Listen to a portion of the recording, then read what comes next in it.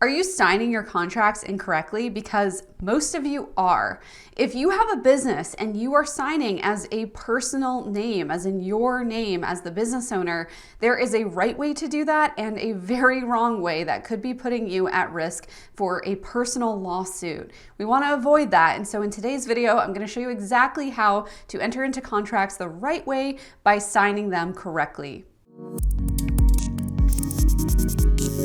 Let's address one common situation, which is you're the client. Yay, you are hiring a coach or a graphic designer or someone on your team that's going to help you out, and you're signing as the client. And what typically happens is they send you their contract and you look through it, and if you need to make any changes, you get back to them and let them know what you want changed. The first thing I always look for when I am the client and I'm about to sign someone's contract is the name on the contract. So if I am hiring someone for my business, let's say I'm hiring a business coach or I'm hiring a videographer or whatever it might be, I am always going to make sure that my company is the one entering into the agreement. So what that looks like is the named party on the contract is actually going to be the Contract Shop LLC, which is the official name of my company, not Christina Scalera, which is my name. Now, there's still a place where my name is going to go on the contract, so I'll show you that in just a second. But the reason why we have our company enter into this contract, so, in the preamble where it talks about so-and-so is entering into this agreement with so-and-so, well, one of the so-and-sos is going to be the name of my company, not my name. And that is so that if anything happens or goes wrong, legally, my company is on the hook for that, not me personally, which is the whole point of having and managing an LLC. I mentioned I'd show you where my name personally goes on the contract, and I'm going to show you right now. So your name is going to be the person who signs on behalf of the company. So it will be Christina Scalera, in my case, signing on behalf as owner of the Contract Shop LLC. Let's compare that to another example, which is the most common misconception about how and who should be signing.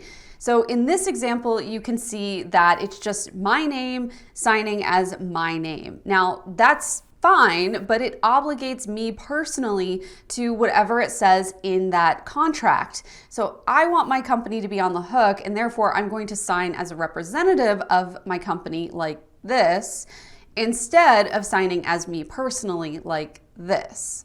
And you'll notice I also didn't sign like this, which is my company signing as itself. And that's because my company cannot sign for itself. It's kind of like a little baby. It needs someone to take care of it and to be its guardian. And that's going to be whoever the legally appointed representative is, which is a very fancy phrase for you in most instances. Basically, we are looking for two places where the right person or party is named on the contract. So the first is that preamble where it introduces the parties to the agreement. So whoever you're working with and then your company, those are going to be typically the two parties. If there's other parties involved, that's also where they'll be listed. And then we're also going to be looking for it on the signature line where we as a representative of the company are signing with our position stated, including what company we're working for, and it's our signature. So personally, it's actually our signature on top of whatever our position is next to the name of the company. So it'll look like Christina Scalera, owner, comma, the Contract Shop LLC. One other big misconception is that you can just sign as the name of the company. So for example, just signing as a signature, the Contract Shop LLC or whatever your company is called on top of the name of the company.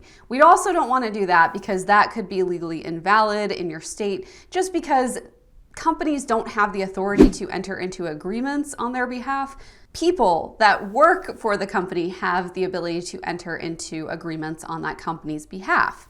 This is a really simple tip that can have a big impact on your business because if it's you personally entering into these agreements, then you personally are going to be the person who is responsible for paying for anything as a result of that agreement, or if there's any kind of legal problems that arise, you personally are going to have to answer to them.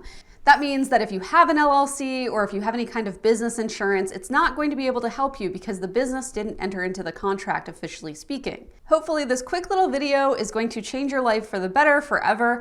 And if it did, make sure you're subscribed, give it a thumbs up because it makes a big difference for this channel. We actually have a blog post that breaks this down even further. So if you want to see even more examples, just go to thecontractshop.com and check out our blog for contract signing examples. And if you have other questions, because I know this can be kind of a confusing topic, make sure you leave them in the comments below. We are not a law firm, we don't give legal advice, but we are happy to make more content that helps to answer your common questions about your business and signing contracts and LLCs. One last quick tip before we go, make sure you go to rocksolidcontract.com and pick up your free contract checklist. This is what's going to walk you through so that if you are getting these contracts from, say, a coach you want to hire, you can go through and make sure it has everything you need in order to protect yourself as you enter into that business relationship. Thank you for watching, and I'll see you next time.